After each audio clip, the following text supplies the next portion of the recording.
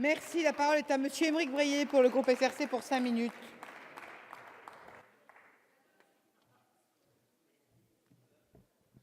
Madame la présidente, monsieur le président de la commission, monsieur le ministre, monsieur le rapporteur, chers collègues. Faut-il répondre point par point à cette proposition de loi?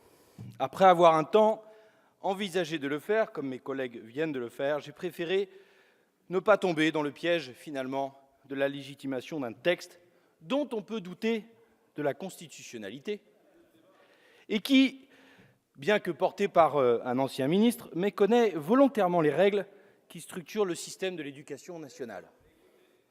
Ce qui compte dans ce texte, ce n'est pas tant ce qu'il propose, monsieur Bertrand, mais plutôt ce qu'il ne dit pas. C'est ce qu'il représente. Petit caillou sur le chemin stratégique de l'UMP, peut-être? Du rapporteur dans sa course à la primaire UMP? Assurément. Et que dit ce texte? Il dit tout simplement que l'UMP est prête à s'asseoir sur l'avenir des élèves de notre pays pour réaliser une manœuvre politique du plus bas niveau. Que dire d'autre lorsque l'on voit les amis du rapporteur, tel le maire du Puy-en-Velay, nous expliquer tous les méfaits induits par les rythmes scolaires dans leur commune alors qu'ils ne la mettent pas encore en œuvre? Comment ne pas être dépité par la dégringolade de notre pays dans la dernière enquête PISA? Dégringolade qui vient sanctionner, mes chers collègues, des années d'abandon et de mépris de l'éducation nationale par l'ancienne majorité. Comment ne pas être en colère quand, au lieu de s'inscrire dans une démarche d'union nationale pour remettre la refondation de l'école de la République, l'UMP accueille avec légèreté, voire carrément les utilise pour accuser le gouvernement qui n'était pas aux responsabilités. Le carton rouge, mesdames et messieurs les députés de l'UMP, c'est à votre politique que vous auriez dû l'attribuer. Aux 80 000 suppressions de postes, à la fin de la formation des enseignants, à la déscolarisation des jeunes enfants, au démantèlement des RASED, aux attaques contre les remplaçants, à l'incessant travail de décrédibilisation de l'institution et de celles et de ceux qui la portent que vous avez mené durant le quinquennat précédent. Monsieur le député, est-ce qu'on peut, mes chers collègues, une seconde, monsieur le député, s'il vous plaît, une seconde. Je vous propose, mes chers collègues, que chacun se calme. Seul monsieur le député a la parole et chacun parle calmement. Monsieur le député, vous avez la parole. Les rythmes scolaires, quoi que vous en pensiez, sont un élément de réponse à la problématique subie par nos élèves. Nous ne pouvons plus concentrer autant d'apprentissage de savoirs fondamentaux dans une durée aussi réduite.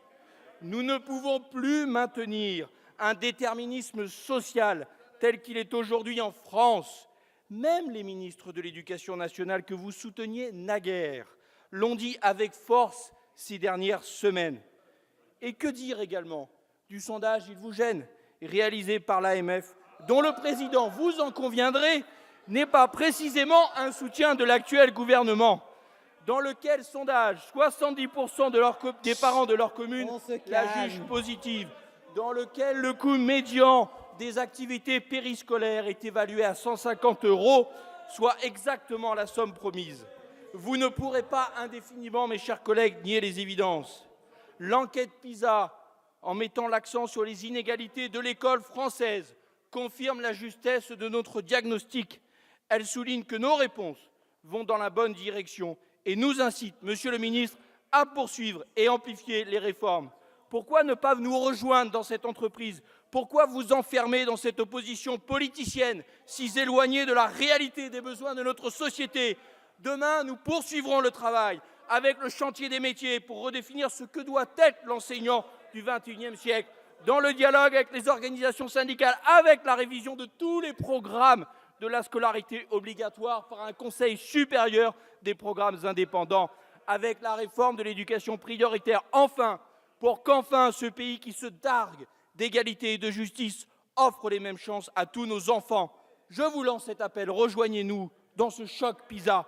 Si vous ne saisissez pas notre main tendue, vous aurez alors beau tenter toutes les manipulations, toutes les instrumentalisations, vous nous trouverez toujours sur votre chemin dès que vous toucherez à l'avenir de notre jeunesse. Je vous remercie. Merci.